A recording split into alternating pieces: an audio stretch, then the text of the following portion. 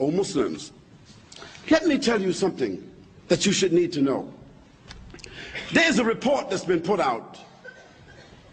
This report has been developed in America. It is what most of the governments in the world today are using as a ruler and a parameter to judge Muslims, to evaluate Muslims, to diagnose Muslims. And let me read to you what they have said concerning us. They, the so-called non-Muslim experts, have politically and ideologically grouped us into the following categories.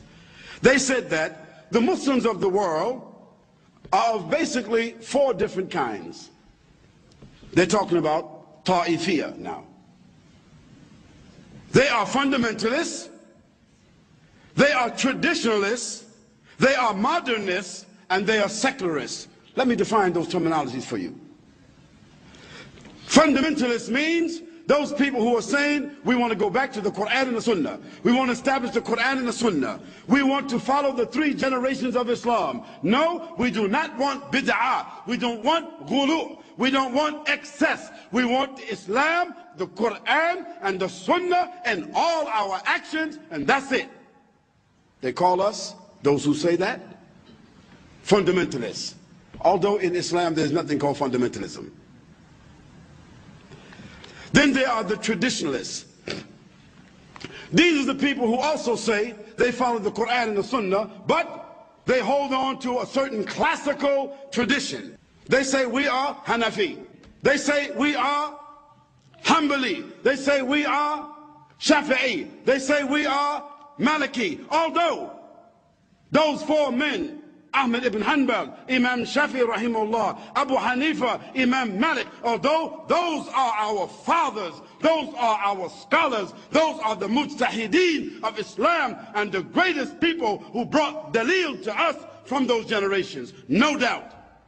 But following them blindly as a tradition is what the category here is. People who follow them blindly, and therefore they don't unite with anybody else except those who follow each one blindly. They are called traditionalists. Then there are the modernists. The modernists are those who want to make a new interpretation of the Quran. They want to make a new interpretation of the Sunnah. They want to make a new interpretation of Islam. In fact, they are the people who may want to join all the religions together to have what they call peaceful coexistence. They are the people who call themselves Wahdatul Adyan. That is, they want to join with all the religions together. Hinduism, Buddhism, Christianism, Semitism, so and so and so and so and so. Make it one all religion. It even sounds funny, don't it? Yeah, think about it. Hinduism, Buddhism, Christianity, Judaism, Brahmism, Shiism, Heism.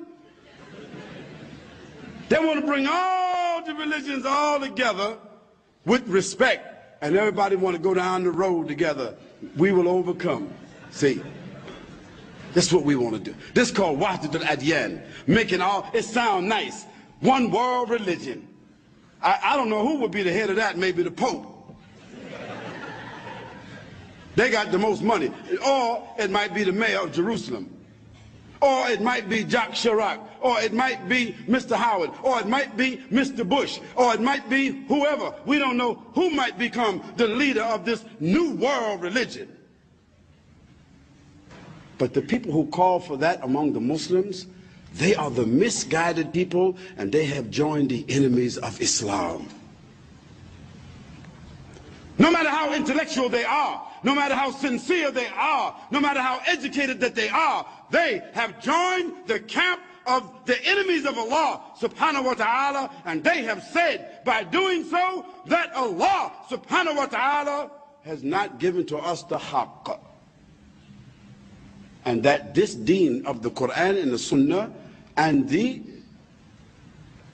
wala and bara, the loyalty and the disassociation, the loyalty for the Muslims and the disassociation of the Kafirs, that there's nothing like that in Islam. We just go along down the road with whoever's happy with us, we happy with them too.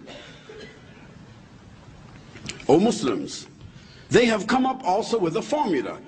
Not only have they classified us, but they have also come up with a formula.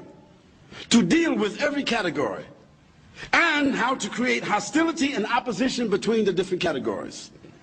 They have determined that the greatest threat to Western civilization and the continued dominance of Western culture is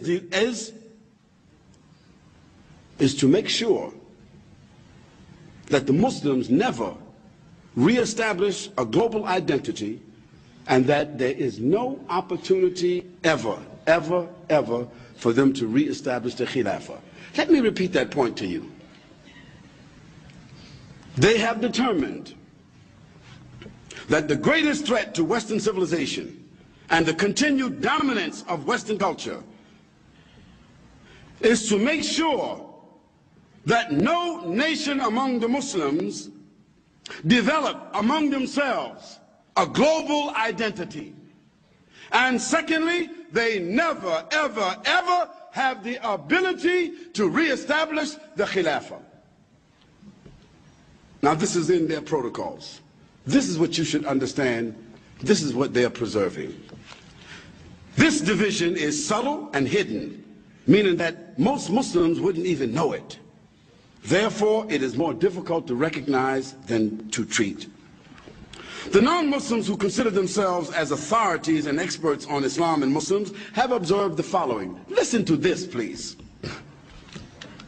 The Muslims in the world are divided into the following basic socio-political groups: Asians, Arabs, Africans, those of the Far East, those of the Near East, those of European, American, and Australian backgrounds, although those are of the minority, those of Slavic and Russian backgrounds, although they are also a negligible population, and those of South America. This is what they said.